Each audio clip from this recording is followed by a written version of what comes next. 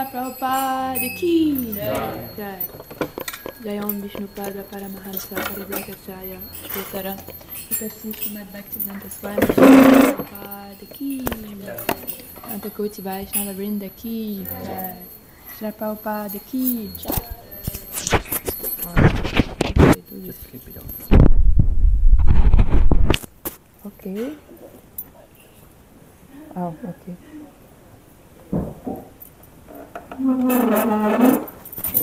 Hare Krishna, everyone. Welcome to the Srimad Bhagavatam class.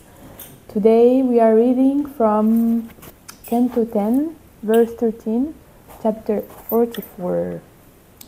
Om Namo Bhagavate Vasudevaya.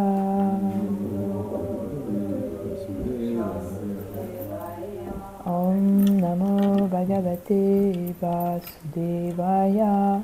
Om Namo Vasudevaya. Om Namo Bhagavate Vasudevaya.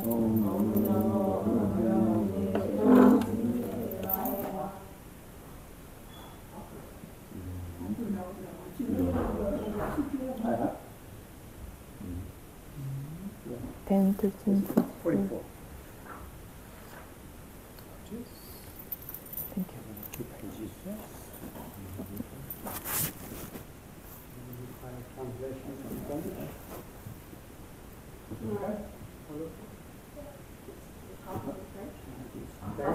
It's in English. I'm just asking from the required translation. Okay. If you ask in English, they won't understand. You need to ask in Est-ce que quelqu'un a besoin d'une traduction en français?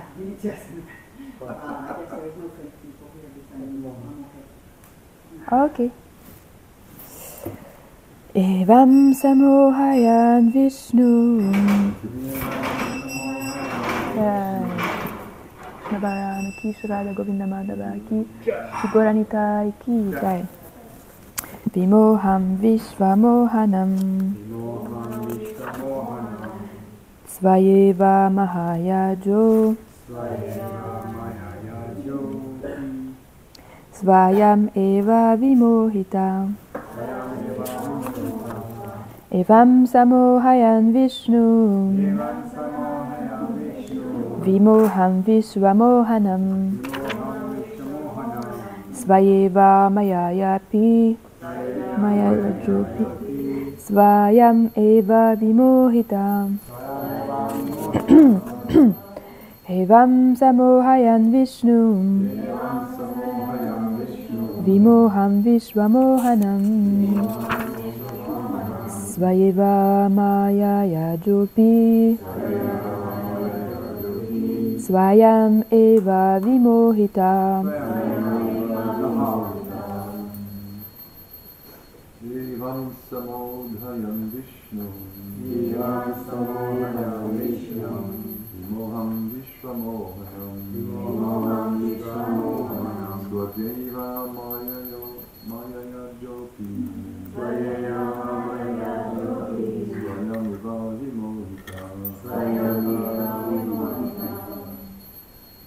Evam samohayam Vishnu Vimoham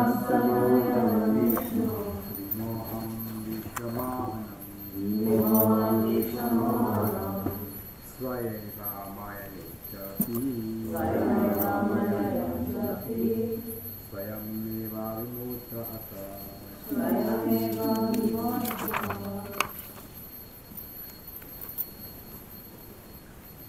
Ladies, would like to try?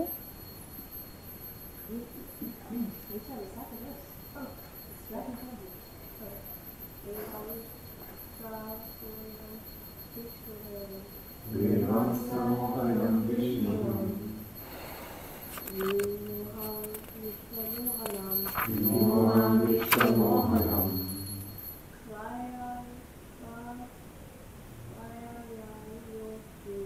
Svayeva Mayayajopi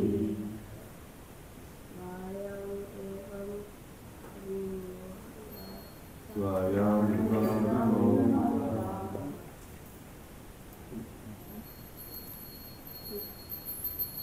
Evam samohayam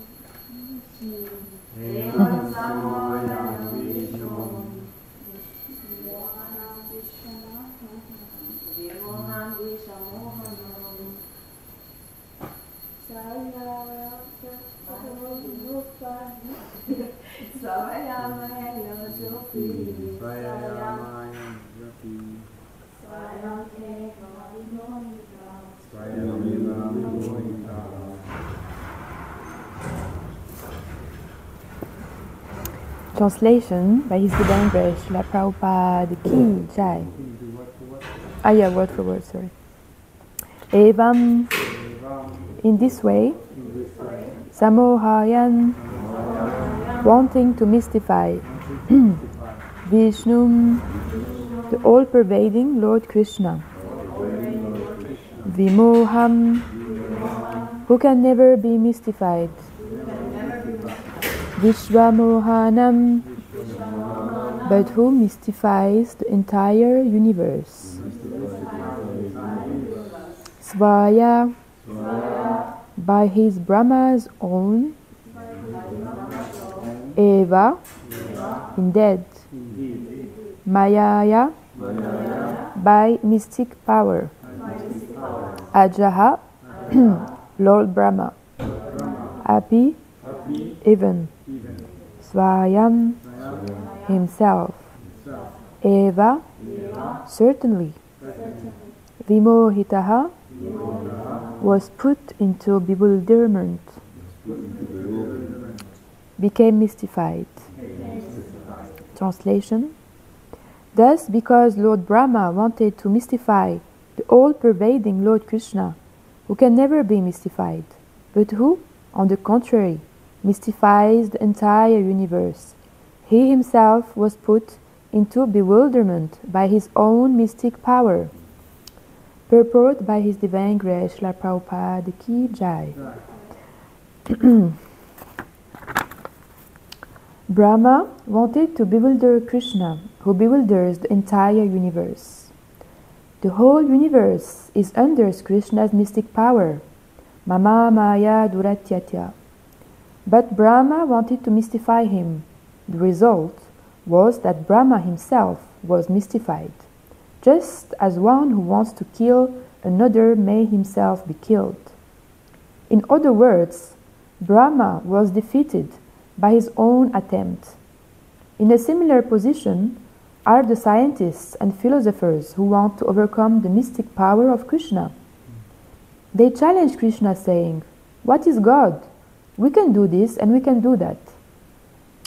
But the more they challenge Krishna in this way, the more they are implicated in suffering. The lesson here is that we should not try to overcome Krishna. Rather, instead of endeavoring to surpass him, we should surrender to him. Sarva dharman parijaja mamekam sharanam raja. Instead of defeating Krishna, Brahma himself was defeated, for he could not understand what Krishna was doing. Since Brahma, the chief person within this universe, was so bewildered, what is to be said of so-called scientists and philosophers?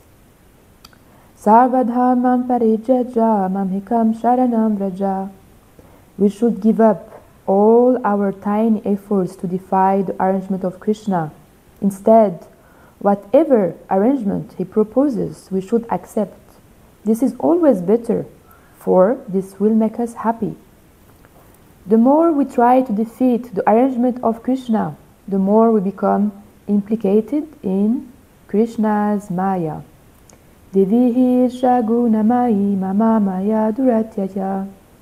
But one who has reached the point of surrendering to the instruction of Krishna, mam evaye prapadyante, is liberated, free from Krishna Maya, mayam etam tarantite.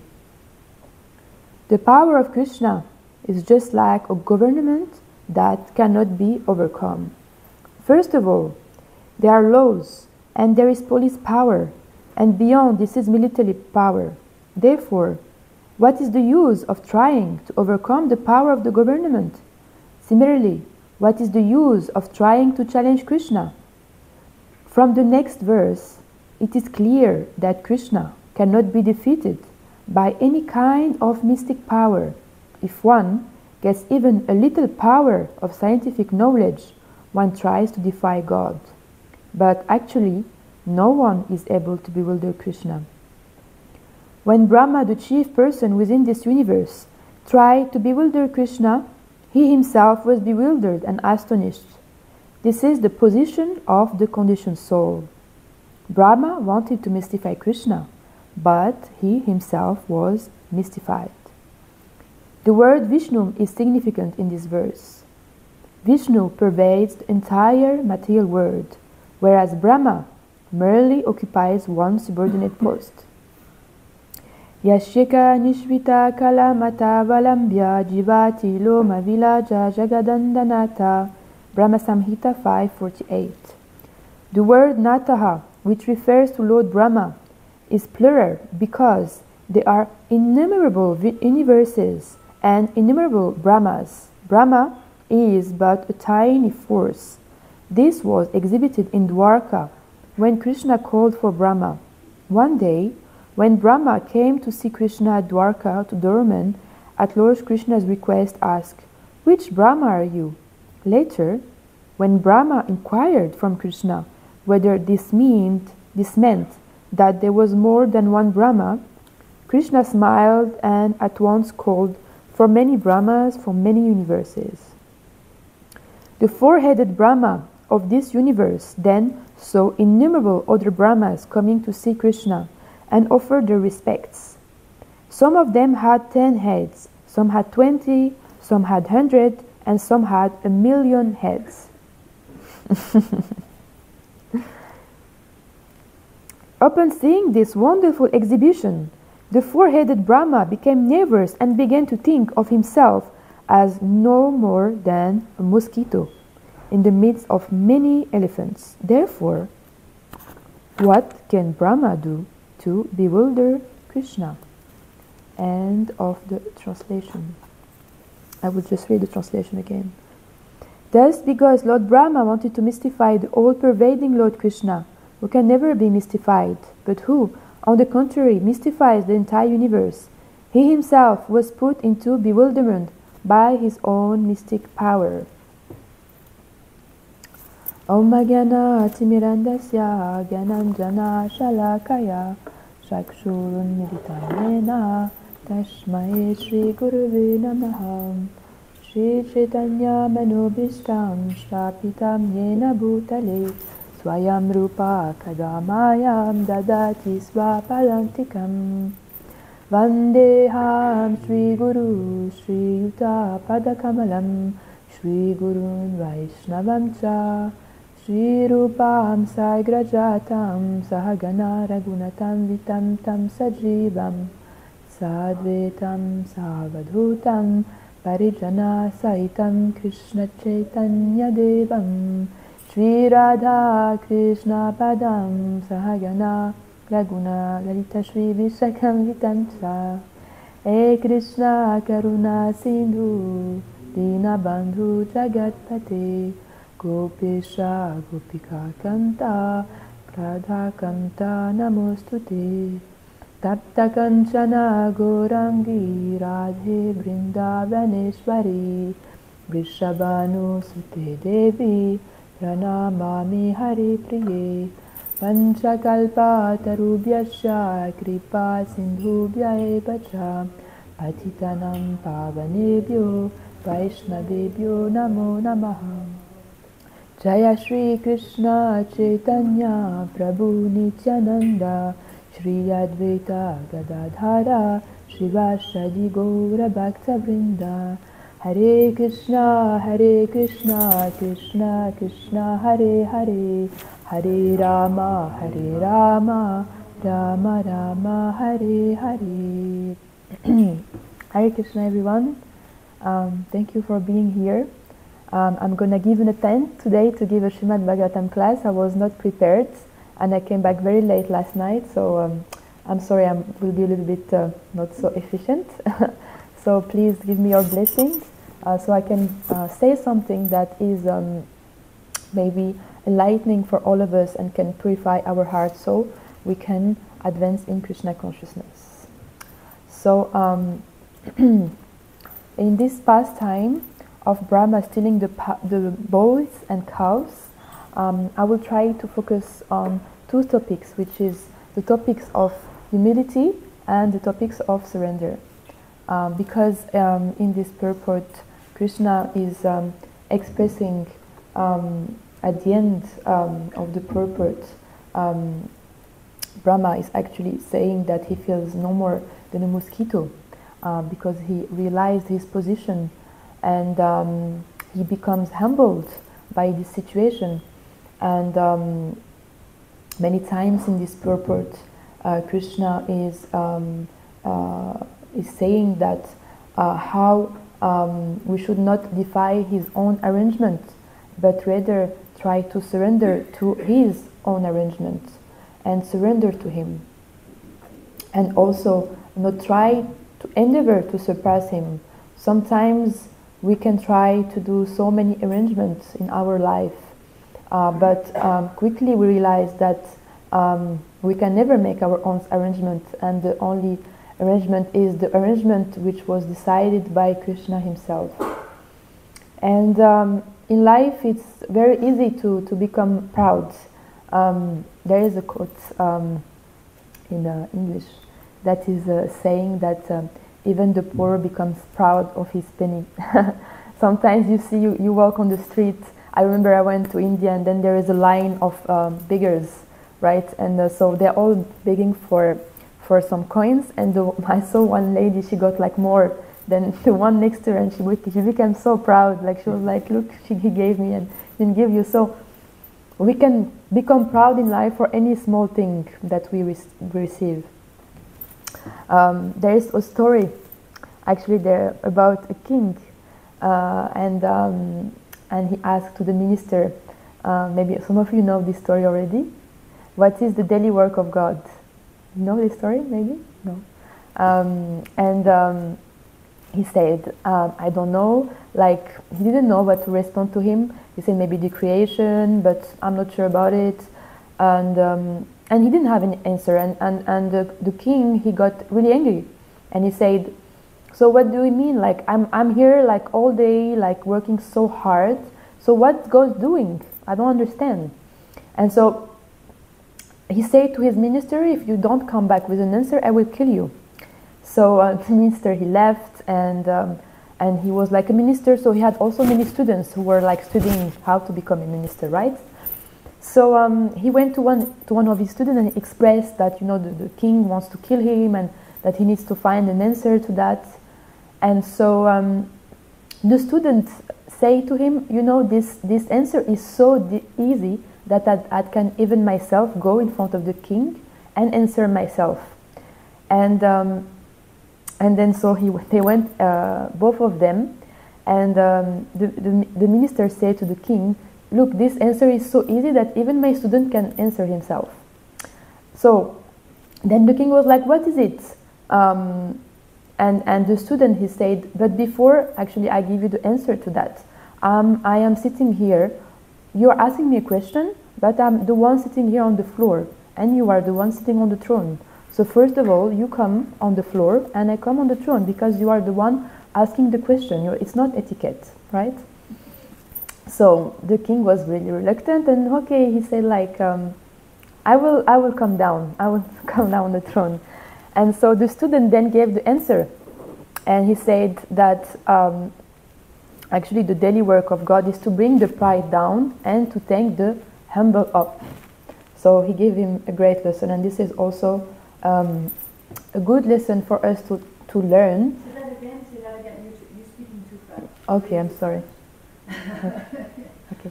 So he said that to bring the proud down and to take the humble up. Okay. So in life, the material law of gravity works that actually as soon as the pride go up, then we should come down, which means that as soon as someone start to think that I am distinguished, I am better than others, I'm doing better, then as when this moment happened, then the person becomes a mouse.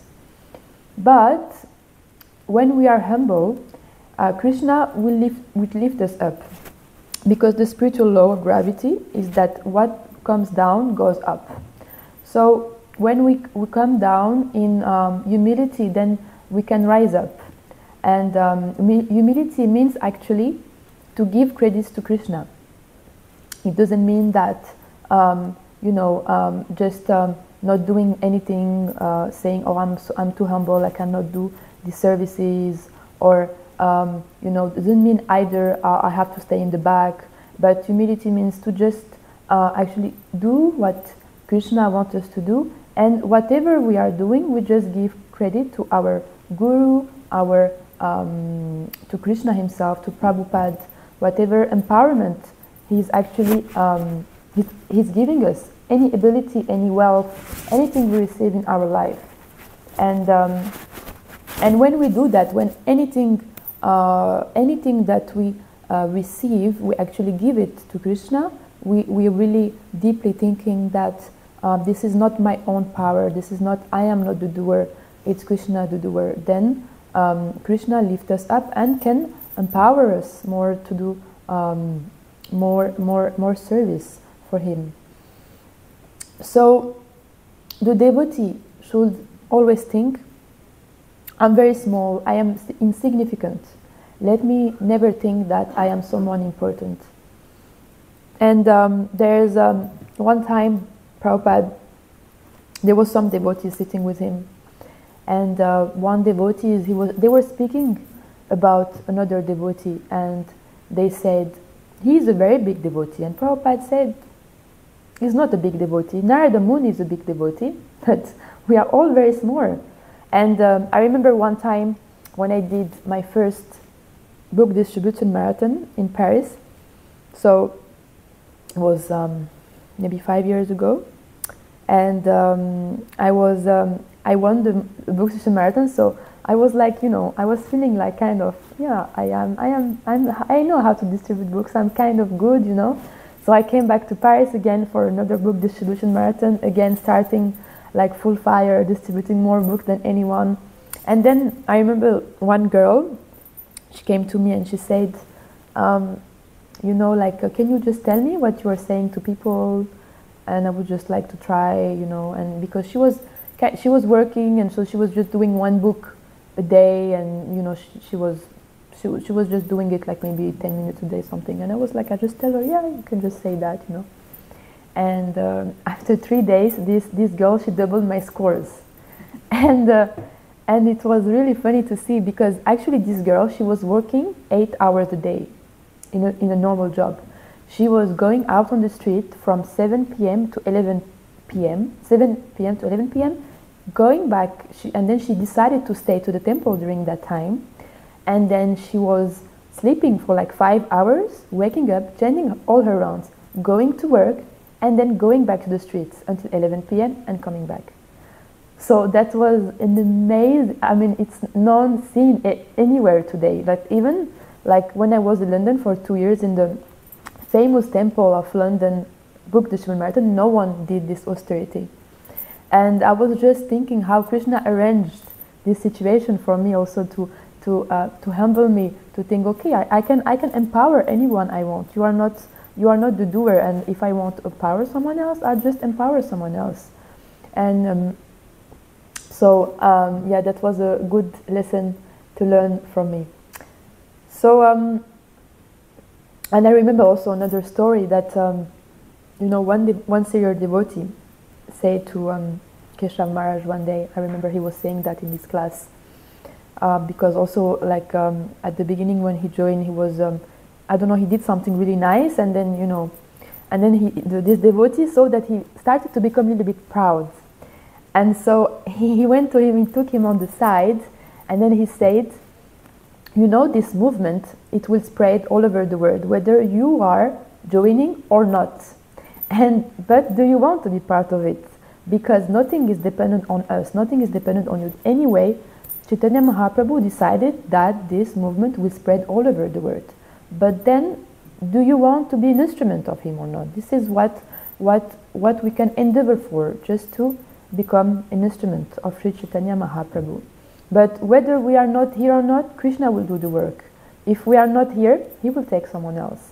But if we accept this austerity and we accept this mercy, actually, because Prabhupada said that the mercy is here for everyone.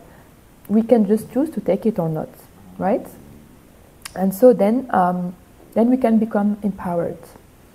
And also, I noticed also during several marathon book distributions, sometimes, we had like, even in London, sometimes, we will have like a scores goal for books to be distributed.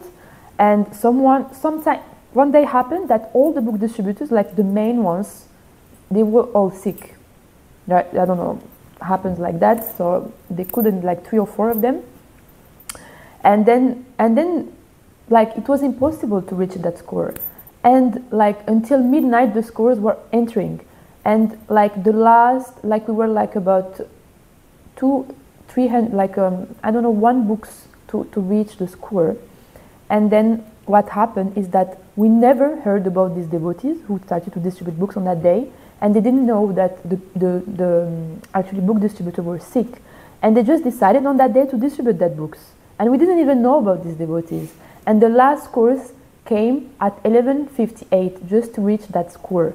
So just Krishna was showing how like he can really he can reach that score, he can do whatever he wants when he wants. And he doesn't really need us. He can take someone else when we are not here. So actually there is 3 principles that are very nice to remind ourselves before we do our services, every day when we wake up.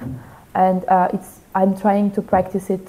So because sometimes it can be, pride can come easily in the mind, and then we need to always like be very careful when it comes, and then really observe it. See, oh, this is here. Okay, I need to take action about that. We can do some prayers. We can ask to a senior devotee, or. But there is 3 principles to always remember: is that I am a das, I am a servant of the servant of the servant of the devotees. I'm not the doer, and I don't deserve it. When we always remember that, then we can always stay in a more humble position. And in whatever we do in our life, whatever service has been given to us, when we remember these 3 things, then we can chant the holy name constantly. This is what Chaitanya Mahaprabhu is saying to us in his Sri Shishtastakam.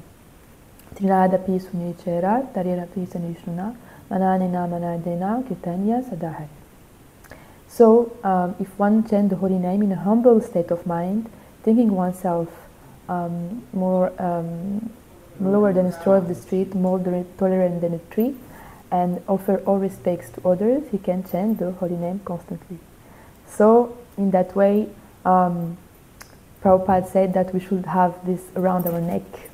It's all we have always to remember that. Otherwise, everything will be affected. Our chanting, our mind, our services, our relationship with other devotees. In the Chaitanya Charitamrita, there is one verse saying, I am not a Brahmana, I am not a Kshatriya, I am not a Vaishya or a Sudra, nor I am a Brahmachari, a householder, a Vanaprastha or a Sannyasi. I identify myself only as the servant of the servant of the servant of the lotus feet of Lord Sri Krishna, the maintainers of the gopis. He is like an ocean of nectar, and he is the cause of universal transcendental bliss. He is always existing with brilliance. So this is the mood of a devotee, thinking ourselves, I am the servant of the servant of the servant. And more we see actually devotees as a Prabhu, which means actually teachers. More we see them as Prabhu. Actually, we should realize also this word. What's Prabhu? We say it sometimes randomly, but Prabhu means really teacher. Then we can please the ultimate master, which is Krishna. He is the ultimate Prabhu. So this is one quality we can see actually someone made some advancement in their spiritual life, is how much humility they have.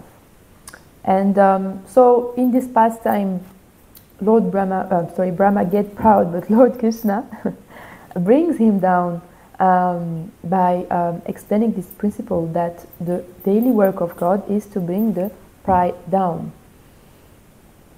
And so the second point in this verse that Krishna is enlightening is surrender. Actually, in the Bhagavad Gita, Arjuna surrendered in 3 stages.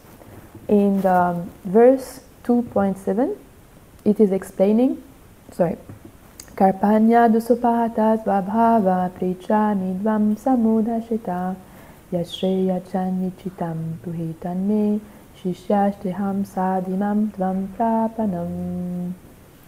And the translation is, now I am confused about my duty, and I have lost all composure because of miserly weakness. In this condition, I am asking you to tell me for certain what is best for me.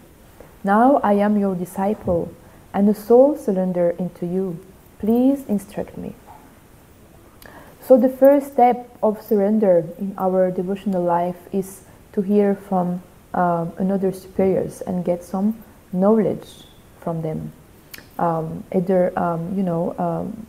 The best is to have a system for mentorship for people who comes into Krishna consciousness, because then, we have this mentor, we speak to this mentor, and then we can give them all our questions, especially when, we have so much question in Krishna consciousness when you arrive. And it's important to have a reference to answer our question. Otherwise, we stay with our doubts, and then we can also ask to many people, which many devotees, and they can give a lot of different answers to one question. Also, can be different perspectives. But when we have a mentor, it's someone who knows us personally and who can relate to us. So whatever answer he will give us is really personal. So it's really important to find that person who we can take shelter of and who can give us guidance for our spiritual advancement.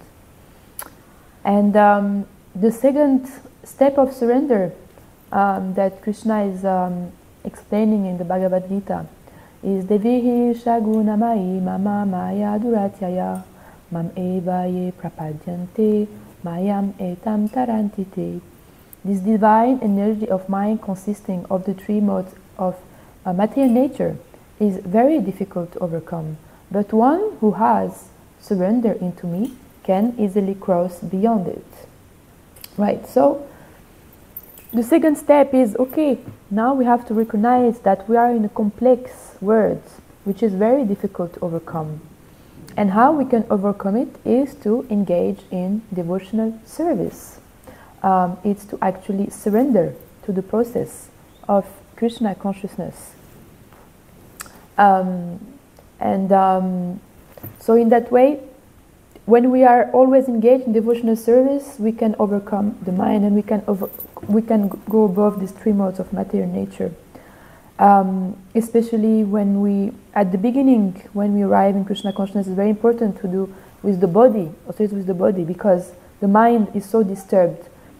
More and more, when we become more experienced in Krishna consciousness, then because of the purification of the Maha Mantra, then the mind becomes more purified, and then that's why senior devotees, they retired and are more. Sometimes we can see that they are more absorbed in chanting the holy name and reading the Srila Prabhupada's books, because their mind become purified because of their service. And so in that way, now they can do service with their mind also. But when we arrive in Krishna consciousness, it's very important to come fully to the morning program, do as much service as we can, and in that way get purified, and like that. So after that, the final step of surrender that Krishna is explaining in the Bhagavad Gita is Sarvadharma Parijaja Mamekam Sharana Vraja Aham Dvam Sarva Pravevyo Mokshayishyami Na Suchaham. Abandon all varieties of religion and just surrendering to me. I shall deliver you from all sinful reaction. Do not fear. So, we just don't hear from the person. We just don't give and serve. But we actually surrender our heart to that person, to the spiritual master. So, one type of surrender is giving. Another type of surrender is hearing, The second step is giving, but the ultimate surrender is to aligning our will with the will of Krishna. And for this we need the spiritual master, because how do we know what Krishna wants, right? Because we actually, this humility is to recognize that I'm not able to hear Paramatma in my heart. I'm not able to hear Krishna speaking in my heart because I am born in ignorance. I am covered by ignorance. So humility also means I accept my position, and then I need to refer to someone more elevated than me, take shelter of him, hear from him, render service into him, because he can impart knowledge into me, because he has seen the truth. And when he has seen the truth, then he can give the truth to us. So this is the most important type of surrender, actually, if we want to make some advancement in spiritual life. We can be in Krishna consciousness for a long time, but if we don't check shelter of a guru and sincerely trying to understand him, to follow his instruction, understanding what his mood, what does he want. Sometimes we can see people in Krishna consciousness, they take initiation from one guru, but because they don't really like the mood of the guru, then they get inspired from another guru and ask him for advices and follow that other guru. But the process is we take shelter of our own guru and we follow our guru, because he's the one who can actually take us back to Godhead. And there is this most actually famous pastime about surrender in the Srimad Bhagavatam is the pastime of Bali Maharaj and Vamanadev, because Bali Maharaj was he had so much opulence, but he just gave everything to the Lord, and he even surrendered his own head. So it's like a metaphor representing that we should give everything to the Lord. Our minds, our body, everything belongs to the Lord.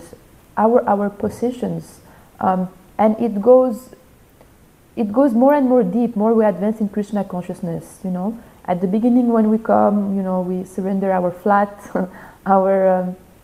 maybe our school, our outside work. We want to join the temple, for example. But then it goes more. We have to surrender some other things like our look, our hair, or the way how we like to dress, and then like wearing a sari, all these kind of things. This is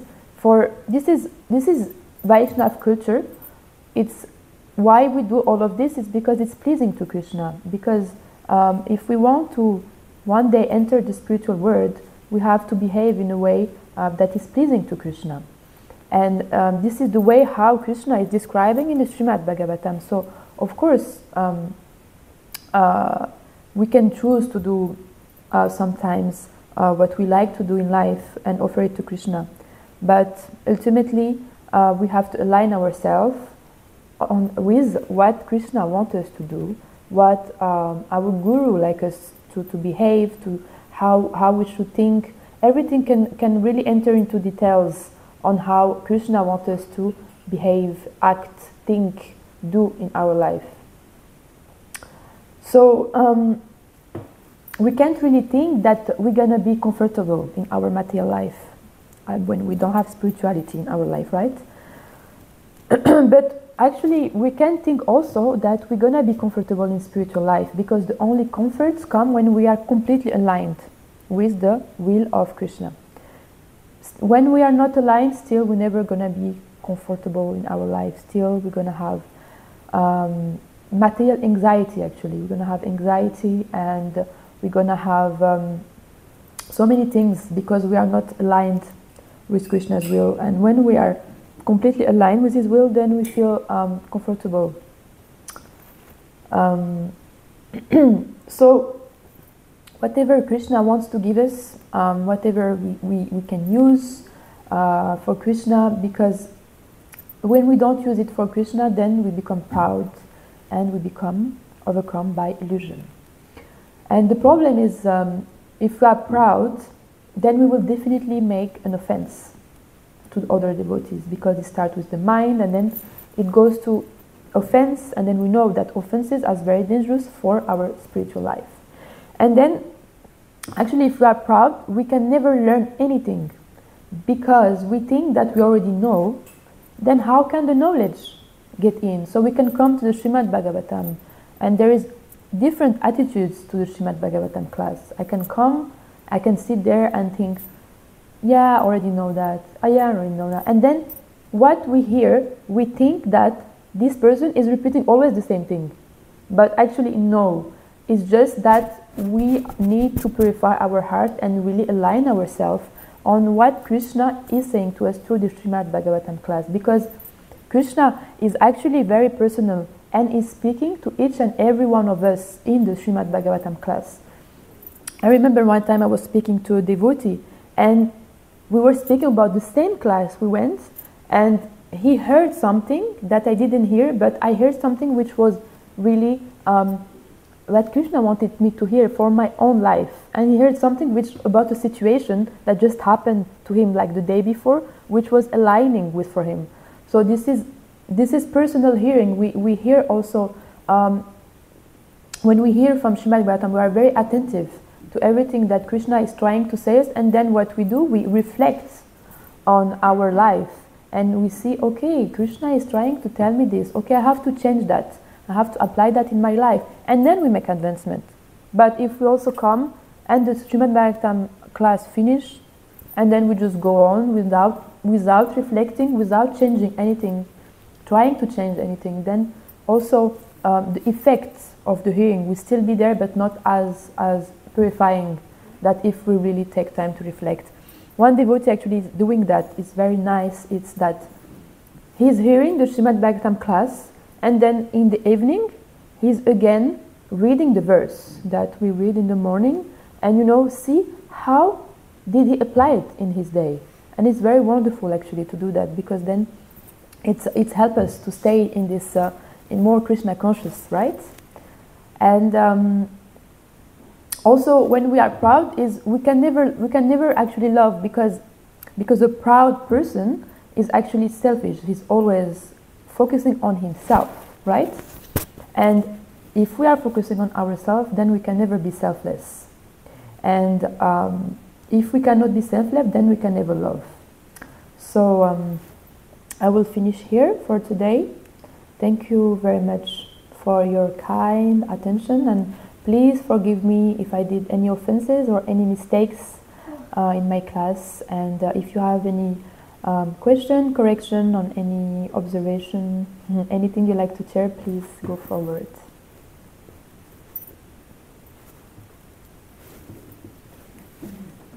And like Krishna Maharaj says in the book, Krishna Maharaj says, if you proud, you can only hear. If you proud, you cannot learn. If you proud, you cannot love. Yeah. It is very connected, because if you're proud, you can only hear. So if you cannot hear, how you can learn? If you cannot learn, how you can love? So it's nice. Thank you. Anything else? So talking about humility, it is such an important quality that Krishna, out of the 24 qualities that he explains in the Bhagavad Gita, it comes almost first, right? So, and what did Acharya said about what are the symptoms of someone who is humble? Remember this, of course? Someone who's really humble, not falsely humble, falsely modest, but someone who is really humble. He sees every single entity serving Krishna, even though you may not see Vaishnavas everywhere in the world, but he sees every single living entity serving the Lord somehow or other, but himself. So that is the real symptom of humility. So it is very difficult to see the outside external world as we see it today, because it is very, very degrading. But in all circumstances, a humble person, a humble Vaishnava person, he knows that all these people, all these living entities are just eternal servants. Somehow they're at some point of time, in the almost eternal time, that they will come back to Krishna because they were there. And he himself feels that he's very unfortunate because he's still not sufficiently advanced in Krishna consciousness. So pure Vaishnavas are always like this. They see everyone else serving nicely and they think they should be serving a little more. That's one of the real symptoms of humility. And again, not false humility or not false modesty. Sometimes we can also this. So Krishna really points out in different occasions in the Bhagavatam and in the famous 24 qualities that he's expressing. Thank you so much. Shri Prabhupada ki jai. Srimad Bhagavatam ki jai. Great Harini Mataji ki.